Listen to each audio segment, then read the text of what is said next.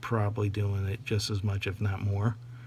Um, there are other ways to keep your testosterone in check. And I'm not talking about masturbation. I'm talking about going out and uh, working out, going to the gym, eating healthy foods.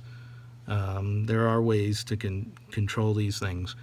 And like I said, I'm using science and nature to make a point here. I'm not just throwing at you a doctrine of the Christian Catholic Church. And I keep saying Catholic Christian because we're gonna touch on that in a few minutes, because I'm gonna make a point about some of the things you wrote in here.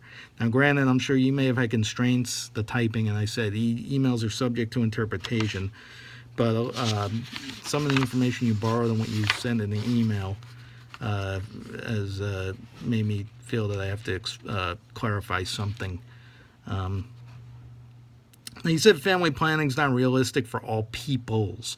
I'm glad you used the term peoples because, I can agree with that. It's not realistic for all peoples in the sense that, it does require education. It does require knowledge. It does require moral consideration. And, some people may say, well, you're just going to say that the Catholic Church is the answer to that. Well, no, I'm not. What I'm going to say, though, is that Catholic teachings, on family planning are not morally bad. They're not a bad thing. I mean, to insist that people restrict this to marriage, to live, because there's other aspects about being, a Catholic Christian, or even being a responsible Christian in general, and one of them is being responsible, being able to live within your means, and not becoming an undue burden to society, yourself, and others. You said about that you were going to look for the staggering statistic of how many Catholic women use birth control. I heard about 98%, and that might be true. I will say this, just like when I meet anybody, I don't ask them, hey, what are you doing in your private sexual life? I just don't do that. So for me to say that, I talk to everybody regardless of their religion, regardless of their culture, background, atheists. So when I talk about these issues, I really don't delve unless they start to share, or the conversation goes in that direction. I don't really have much of a take on what they use, how they use all the time. I mentioned Depo-Provera earlier, but that's, like I said, that was based on the conversations I've had with women who use those things, or other ways of preventing pregnancy. And a lot of them too, like when condoms are in use, it's mainly for disease purposes. And even a lot of the guys say that too. They're not talking about, well, I don't want to get her pregnant. It's like, hey, I don't want to get AIDS, or hey, I don't want to get gonorrhea or something. That's usually the first thing that has come out of their mouth when they talk about these things. As far as how many Catholic women use birth control, I don't have the exact number. If it could be 98%, it could be 50%. But either way, it goes back to, when you say Catholic women, there are practicing Catholics, there are traditional Catholics, there are progressive Catholics, there are nominal Catholics, meaning they're Catholic, but they haven't gone to church in 20 years. They just say they're Catholic.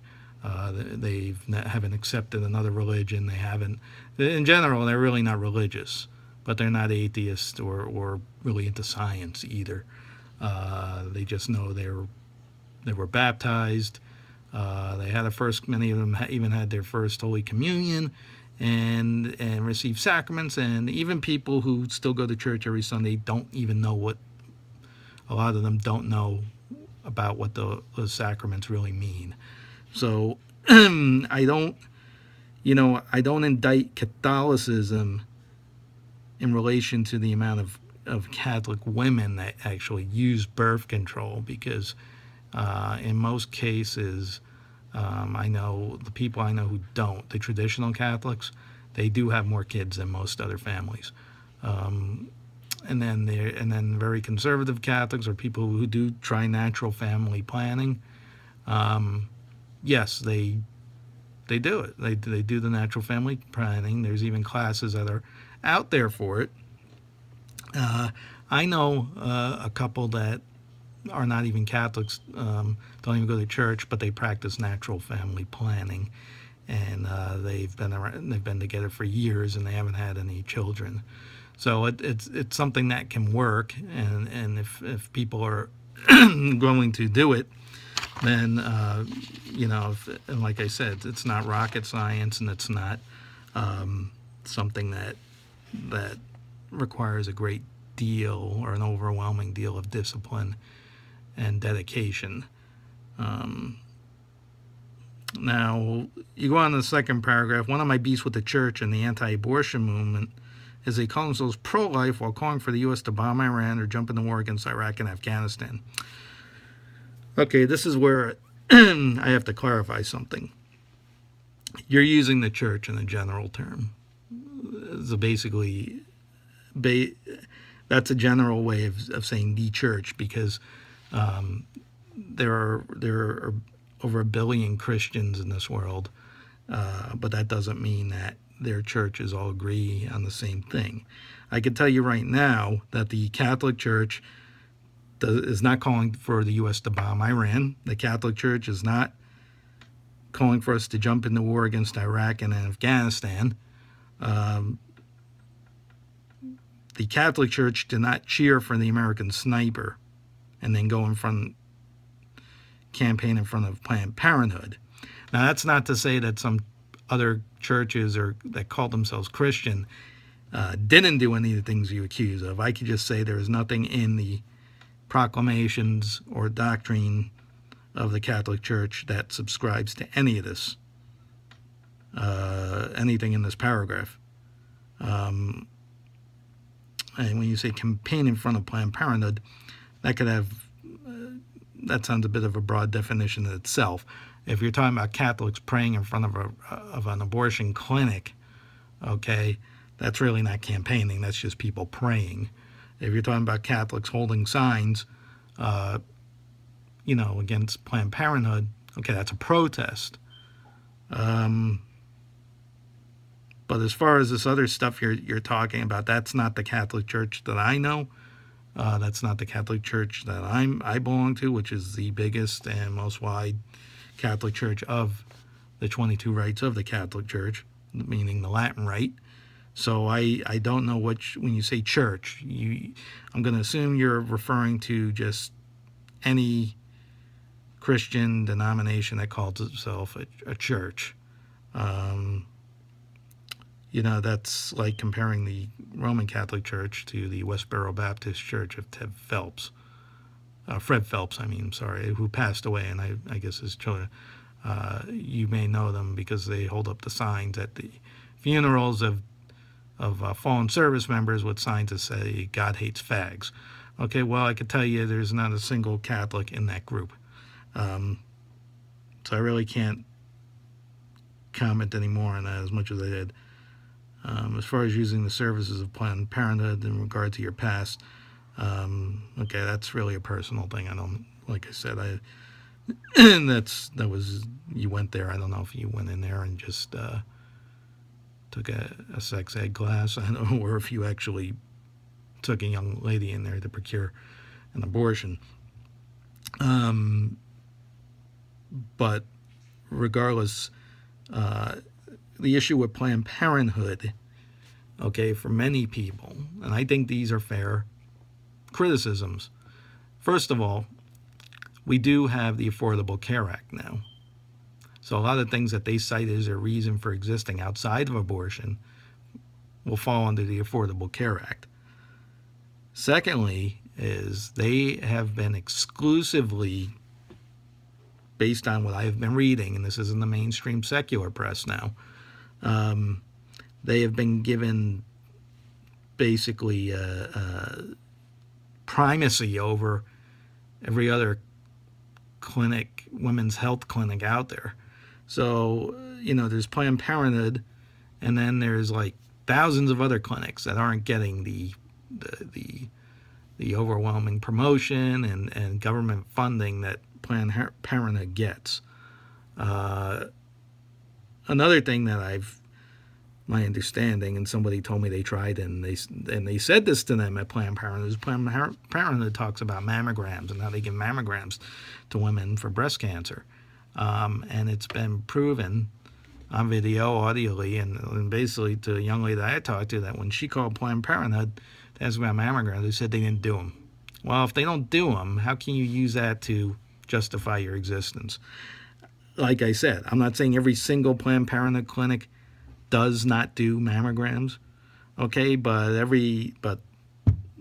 from what I've seen, okay, they are not consistent on their supplying of mammograms to poor women. I do know poor women who have gone to them for something as simple as a pap smear, and other services. So yes, they provide services to women. They do, but they should not be given pride of place in regards to this. And the other concern about the abortion and about government funding going to Planned Parenthood is because, yes, according to the Hyde Amendment, you can't use federal funding for abortions. However, when the money goes to Planned Parenthood, my understanding, and correct me if I'm wrong when you replied to this, is that the money goes into one pot. It's not, there's no documentation to strictly show where the money is going to Planned Parenthood, where the, like proof that it's not going towards the assistance or giving providing abortion services. So to a great many people, they feel that by virtue of tax dollars going to Planned Parenthood, they are being in material cooperation with abortion, which is something that they are against. So that is an inconvenient question in some ways, and it's something that should be answered and should be answered truthfully and should be proven with documentation. And I'm not talking about something I find on an obscure blog somewhere. I'm saying is, if there's a public hearing in front of the U.S. Congress or anyone else, that should be provided.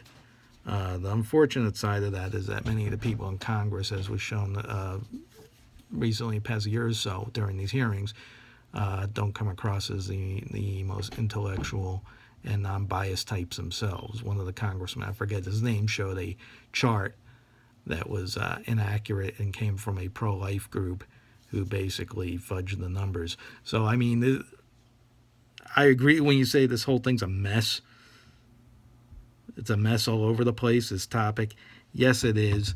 But if we apply science and reason to this topic, okay, and look at this objectively, and I say objectively because I'm really serious about this, I'm not looking at it subjectively in the sense where, well, I'm against abortion, and I think it's wrong, and it's murder, and it should be illegal. I think it's illegal, or it should be illegal, because of the way we define life in this country. We pick and choose. I'm objectively looking at life, human life, from conception to natural death. I'm not looking at human life as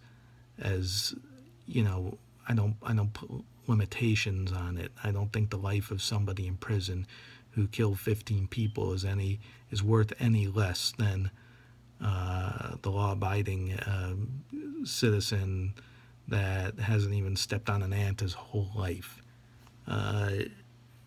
But that maybe, for me to go deeper into that would be for another discussion. Because there was another part of this I really wanted to clarify. You said from a Christian point of view, and then you said God will punish women by aborting their fetus through a miscarriage. And you keep citing scripture, and every piece of scripture you cited is in the Old Testament. Nothing in the Gospels, nothing in the writings of St. Paul, the New Testament, which is really how Christianity is defined.